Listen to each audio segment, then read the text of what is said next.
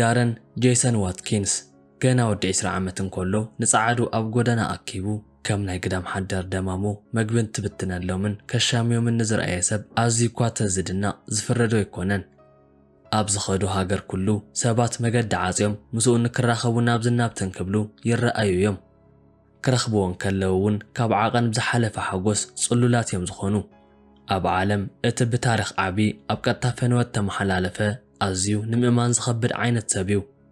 ካብ 1.2 ሚልዮን ሰባት ንላዕሊ ኣብ ቀጥታ ፈነወ ነዚ ሰብ ክዕዘቡ ኣትዮም እዮም። እዚ እውን ናይ ዓለምና ሪከርድ እዩ። ከም ከልቢ እዩ ዝነብሕ፣ ከም ጽሉል እውን ክዘልል እዩ ዝውዕል እዩ ዝበሃል። ብርግጽ እዚ ሓቂ እዩ። ካብ ዓለምና ብቁጽሪ ውሕዳት ካብ ዝኾኑ እቶም ዓበይቲ ጽዕንቶ ፈጠርቲ ካብ ዝበሃሉ ብቐንዲ ኣብ ቅድሚት እዩ ዝጽራሕ ተዝበሃል ምግናን ኣይኮነን። ብሳጓ ስሙ ድማ ኣይሾ ስፒድ ክብልዮም ዝጽውዕዎ ኮይኑ ግና ብዙሓት ተዓብቱ ብዛዕባኡ ዘይፈልጥዎ ብዙሕ ተሓበአ ሚስጥር ሒዙ ዝርከብ። ናይ ዓለምና ህዝቢ ኸ ከመይ ብኸምዚ ክፈትዎ ክኢሉ እዚ ሰብ ካብ መሬት ተላዒሉ ናብዚ ቦታ ከመይ ክበጽሕ ክኢሉን እቲ መሕዘኒ ናይ ድሕሪት ባክግራውንዱ ኸ እንታይ ንዝብል ሓቢርና ንራዮ። ኣቐዲመ ሰላምታይ ኣብ ዘለኹም ምብጻሕኩም እናበልኩ ኣብ ናይ ሎማዓንቲ መደብ ድማ ናይቲ ህቡብ ዳረን ጄሰን ዋትኪንስ ኣመጻጽኡን ከመይ ናብዚ ክበቅዕ ክኢሉን ዝብል ንሪኦ እዩ ዝኸውን። ቅድሚ እቲ መደብ ምፍላመይ ግና ላይክን ሸርን ብምባል ናብ ኩሉ ንክባጻሕ ደገፍኩም ግለጹለይ ክብል ፈቱ ናብቲ መደብ ክወስደኩም። ብርግጽ ነዛንታ ክሰምዕ እንከለኹ ንባዕለይ ተገሪመየ። ብዙሓት ፍልጣት ሰባትን ጽዕንቶ ፈጠርትን ሰባት ናብቲ ዘለዎ ቦታን ክበጽሑ ብድሕሪት ብዙሕ ሰብ ሓጊዝዎም እዩ። በዓል ሃብቲ ቤተሰብ ወይ እውን ናይ ፍሉጥ ውልቀ ሰብ ዘመድ ክኸውን ክእል እዩ። ናብ ዳረን ጄሰን ዋትኪንስ ክንመጽእ እንከለና ግና ፈጺሙ ከምዚ ነገር የብሉን። ንኽትኣምኑ ከም ቀልዲ ናብዚ ቦታ ክበጽሕ ዝኸኣለ ዋላ ሓንቲ ካብ ዘይነበሮምን ኣዱና ኣቦኡን ካብ እተፋትሑ ቤተሰብ ውሽጢ ክወፅእ ዝኸኣለ ዕዉት ሰብ እዩ። ዳረን ዋትኪንስ ተወለደሉ ኣብ ጃንዋሪ 21 2005 እዩ ነይሩ። ተወለደሉ ቦታ እውን ዩኤስ ዋህዮ ውሽጢ እንትኾን ኣብዛ ከተማ እውን ልክዕ ከም ዝኾነ ይኹን ቆልዓ ፍሉይ ብዘይኮነ ነገር ዝዓበየ ሰብ እዩ። ኣብ 2016 ንፈለማ ግዜ ስትሪሚንግ ክጅምር እንከሎ 2 ቪው ጥራይ ነይርዎ። ኮይኑ ግና እቲ ልክዕ ኣፍልጦ ዝጀመረሉ ኣብ 2019 ኣብ ናይ ኮቪድ ሰዓት እዩ ነይሩ። ኣብ ሰዓት እውን ብዙሓት ሰባት ስራሕ ፈቲሖም ኮፍ ኢሎም ስለ ዝነበሩ ዳረን ጄሰን ዋትኪንስ ነቲ ዕድል ክረኽቦ ኪኢሉ እዩ። ቀስ እናበለ እውን እቲ ቀጥታ ፈነወ ናብ 100 200 ኢሉ እውን ናብ 300 ክዓቢ ጀሚሩ እዩ። ካብኡ እውን ህይወቱ ክልውጥ ዝኽእል ኣጋጣሚ ክፍጠር ኪኢሉ እዩ። ስትሪሚንግ ካብ ካልኦት ዓይነት ኮንተንት ተፈልየ እዩ። ሓጸርቲ ቪድዮታት ሰብ ንኽተስሕቕ ትሰርሖ ስራሕ እዩ። ነዋሕቲ እንትኾኑ ድማ ንምምሃር ስለ ዝኾነ ቁም ነገር ሓዘል ክኸውን ናይ ግድን እዩ። ስትሪሚንግ ግና ፍሉይ ዝገብሮ ብዛዕባ መንነት ዝገልጽ ብምዃኑ እዩ።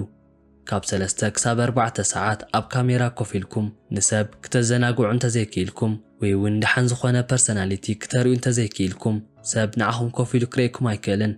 ስፒድ ግና ኣብ ከምዚ ክእለት ነይርዎ እዩ።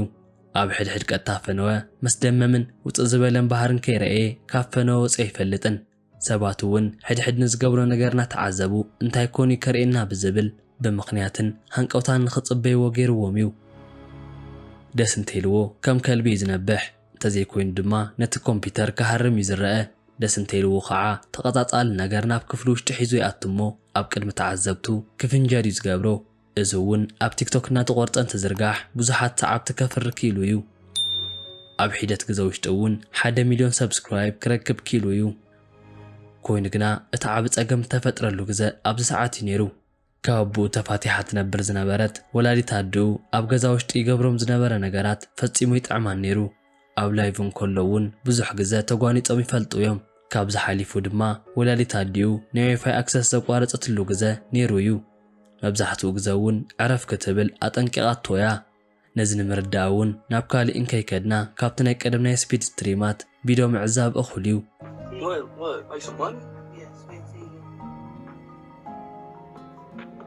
እቲ መብዛሕትኡ ግዜ ብኸምዚ ምኽንያት ነቲ ስትሪሚንግ ዝፍልሞ ዝነበረ ገና እንከይመሸየ ብግዜ እዩ ነይሩ። ብዙሓት ሰባት ንወላዲት ኣድኡ ብምርኣይ ንገዛእ ወዳ ንምንታይ ዘይተበረታትዖ ብምባል ተገሪሞም እዮም።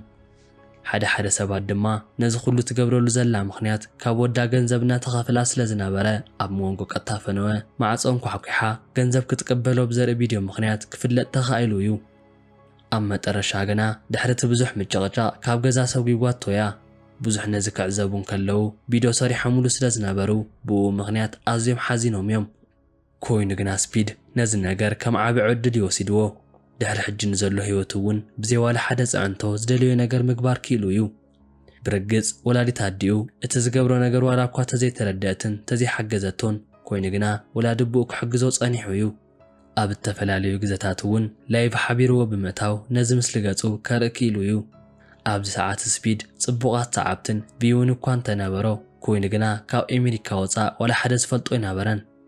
ኮይኑ ግና ኣብ ሓደ ቅጽበት ክሳብ መወዳእታ ህይወቱ ዝልውጥን ምስ ዝተረፈ ናይ ዓለም ህዝቢ ዘላለዩ ስራሕ ፈጺሙ እዩ።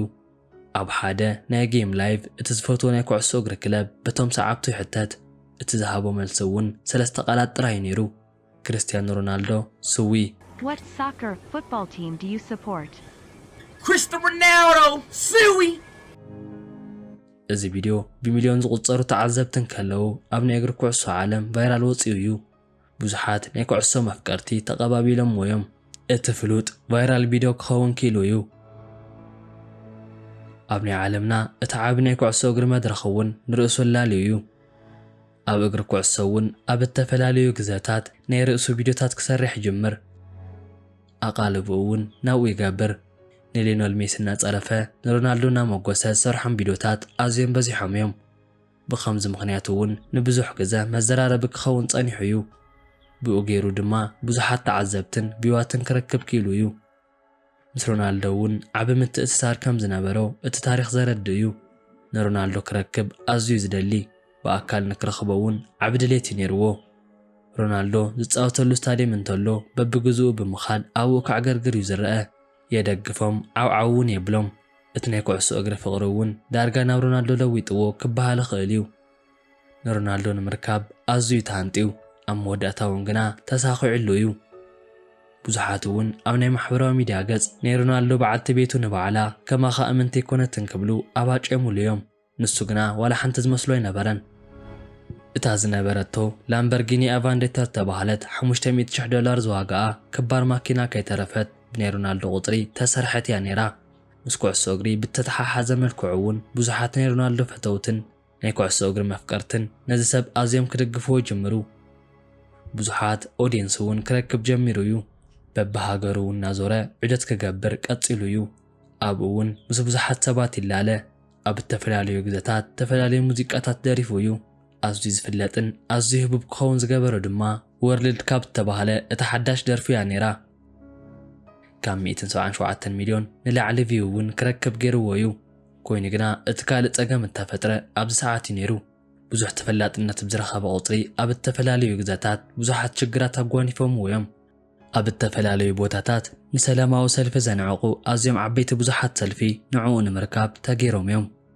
በብሆቴላቱ እውን መእተውን መውፅእን ክስእን ገይሮምዎ እዮም።